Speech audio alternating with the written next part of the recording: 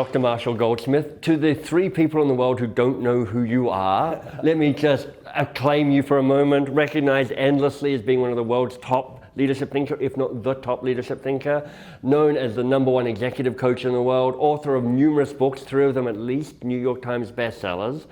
So I'm excited to talk to you. I am an author. I feel like I'm in that hymn, Good King Wenceslas. You know, Good King Wenceslas is out in front and the person's behind walking in their footsteps. I'm that person walking in their footsteps. Thank you. I'm an author myself, and my book, In the Coaching Habit, it is an acclamation of the importance of questions. It's like, what I'm trying to do is to have people stay curious a little bit longer, rush to action and advice giving a little bit more slowly.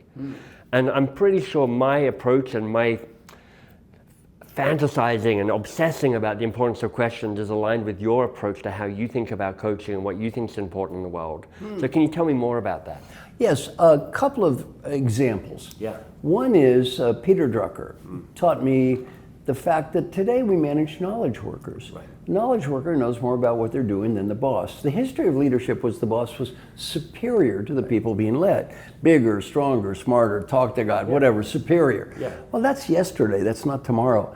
Today, most of us manage people called knowledge workers. If I'm a CEO and I know more about marketing than the marketing person or finance than the finance person, I don't have a leadership problem, I have a selection problem with the wrong people. You want them to know more than you. Well, when people know more than you, you can't tell them what to do and how to do it. They already know. You have to ask, you have to listen, you have to learn. One of the great leaders that we both know is Alan Mulally. Alan, former CEO of Ford, fantastic leader. And Alan tells a story. He was in a meeting and he encourages people, red, yellow, green, on top 5 priorities. Green, I'm on plan. Red, I'm not on plan, don't know how to get there. And yellow, I got a strategy. His first meeting, everything's green and they're losing $17 billion. Alan goes, well, it's not so good. Let's do this again. Finally, someone said red and Alan goes, well, you know, you don't know where you are and how to get there. And he said, I don't either. I know less than you. Right. Well, that's What a moment. Brilliant. What a moment to, because this is with all the senior leaders of Ford. Yeah. And they're kind of testing him because it's early on in his days, right? Right. And if there's ever a moment you would think a CEO is going to go, let me show you how I can save the moment, because we are losing millions and billions of dollars. There's pressure on me from the board to turn this around. But instead of that, he does something different. What does he do? He says, I know less than you. Why don't we actually find people and ask them for the answers? Well, they found out the answers were 3 or 4 levels below them in the company. So I love your philosophy of asking in this advice trap. Yes. JP Garnier was one of my coaching clients. JP was a CEO of GlaxoSmithKline. I asked JP, what'd you learn about leadership as a CEO? He said, I've learned a hard lesson. He said, my suggestions become orders.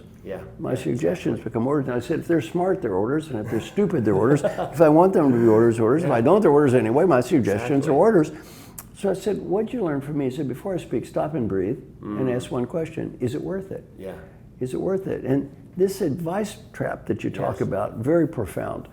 What we don't realize as leaders, our suggestions tend to become orders. Right, they suck the oxygen of creativity out of the room. Everybody's like, that's a good suggestion, boss. Let me just write that down. I think I'm going to do this idea because you gave it to me. In that Ford case study, if Alan would have said, have you thought of?